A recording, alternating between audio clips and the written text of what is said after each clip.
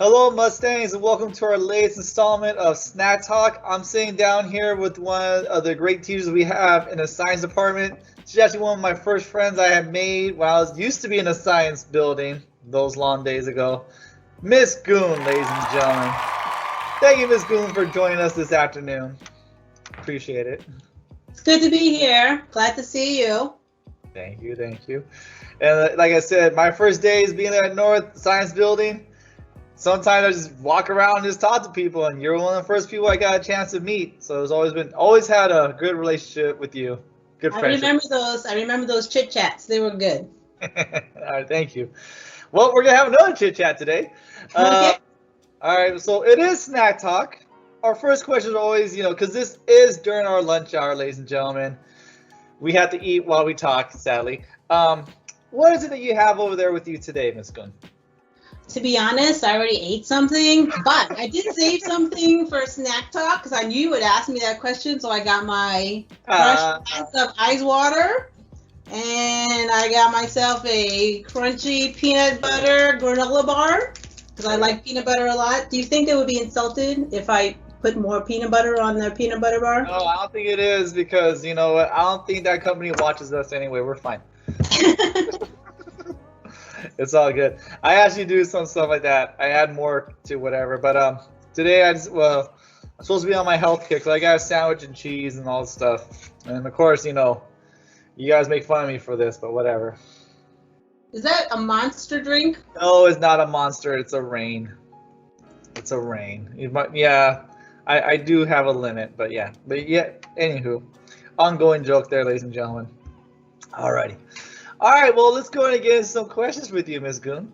One of our first questions we usually ask, everyone has a different path where it takes to, become an educator, where they start off at, where they're from and everything. Let's get some insight about you. Where did you start off at? Where are you from? What was it like becoming an educator for you?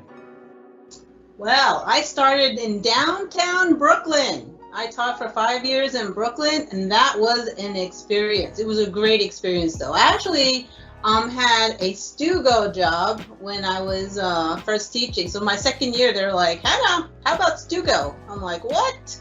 Okay. I said, this is my second year teaching, but I'll go for it, sure.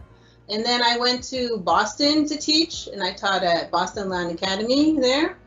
And then I also taught I dabbled in middle school for 3 years.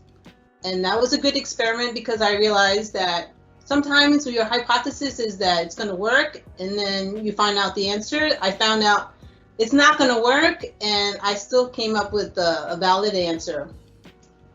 Then I came here to Phoenix, and I've been here. This is my 14th year at North High School.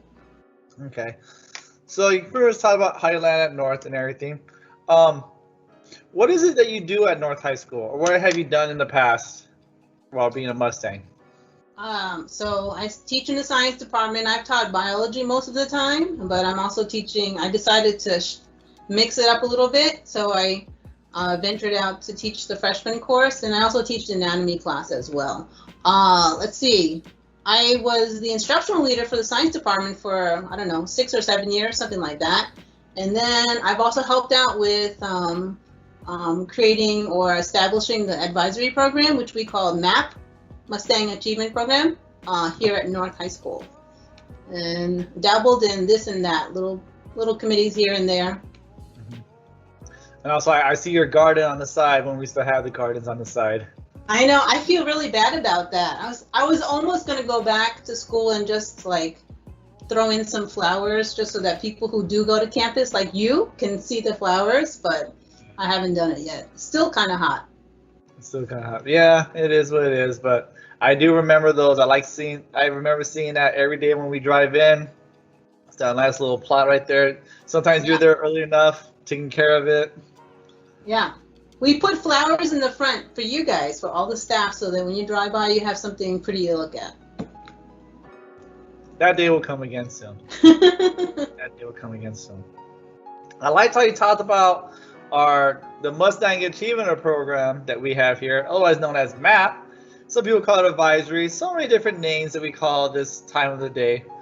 But when we had it here on campus, how how has the growth of the program helped with supporting our students here at North High School?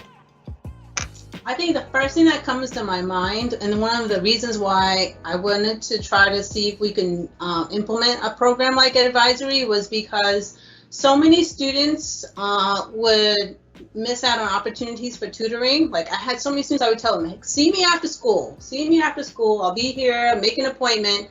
And then they don't show up for a lot of different reasons. You know, they have family obligations, or they have sports, or I end up having a meeting and I have to cancel. And so there was no like dedicated time that we knew for sure that everybody could be available for tutoring. And so that was one of the things. And then the other thing that I think has grown, so now instead of me chasing down students, they come chase me. They're like, Ms. Goons, stamp my planner. I need to see you. And so that's great when they're taking the initiative to come find us as teachers, taking responsibility for their learning. And then the other thing is just the great things that I hear that are going on in advisory, the connection between teachers and students. You know, and of course it's going to be a little bit different for different classrooms, but like I've heard, you know, teachers just really enjoy spending time and getting to know and connecting with their kids. So I think those are two big things, connecting and just tutoring. Yeah, it's true. I remember what was the first times around, because math, we get a lot of students sometimes, and we had to make it into a math lab, and it just grew immensely in here. So, you know, shout out to all my other math tutors that are out there from before. Yeah, thank you guys for doing that, because that's just like super intensive when they all come. Oh yeah, it's always fun in here. All right. So what are the plans will be that we have with MAP when we are able to come back on campus? What are some future plans you guys would have going on for you guys? So that's a great question, and not just for MAP, but for everything. And I think we've kind of like put it on hold right now, because I think we're trying to just see when do we come back, and when we come back, you know, what is it going to look like? I don't think we have enough of an idea, but hopefully when we do come back, of course, the emphasis will still be on tutoring and making connections and connecting with kids and making them feel like they belong at North High School. So I think we'll work on still those two major themes and missions, but how that will look, I don't know. That's a great question. I'm pretty sure a lot of our students, even some of our teachers, would appreciate having that time together just to go over with it. And like from things you said, connecting. I think that's something that a lot of not just our students but our staff are looking forward to when we do get a chance to come back. So, but thank you. I think the lack of the connection, I think it's maybe going to cause us to look at that opportunity in a different way and just really treasure it and value it more. I mean, nowadays we're all like, oh man, I wish I could hug you or give you a high five or just sit in front of you and talk to you without a mask. Like, so I think our attitudes in general as humans will be different when we come back and have a chance to just really build relationships with one another. Awesome. Let's talk about some future stuff here. All right. Pretty much now I have the opportunity of being part of the science department through physics. So I've been trying to learn things on the fly, whereas many of our science teachers have gone through at least notions of how to teach science. So pretty much science is more the hands-on learning than anything else. We don't have that right now, but as a science teacher, how are you adjusting to the new normal for instruction with your students? And how do you see that kind of playing out for when we do return? Yeah, it is tough. I mean, as much as I can to try to do something that's hands-on, it's not easy though. But like project-based learning, if we can get them to do projects, and then projects in terms of like more inquiry or more like critical thinking, I think that will be the key to like keeping the students engaged and thinking about like situations. So I try to give them situations that they can't just look it up in the computer and say, oh, I'm going to copy that. So try to do things like make models of things, but you give them parameters that it's not like normal and they have to come up with their own creativity. I think the other thing is when you can give kids options of doing, like when you can say to a kid, I don't know what the answer is, it's your experiment, you figure it out. Figure it out. I think that if we can go in that direction, it'll be more interesting, more engaging, and a better learning experience for kids. All right, yeah, I kind of feel the same way. It's like you have to do it, mess up, then you'll figure out why it was that you did it wrong, and you get back.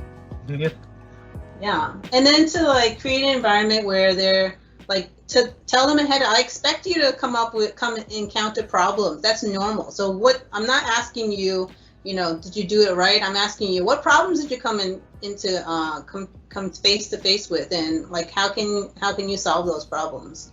Right. It's beautiful. All right, we're going to wrap it up with our open floor. All right, so this is your moment to shine here. All right, so if you could say anything to our students, staff, and community here at North High School, what would be one thing that you would want to tell them today?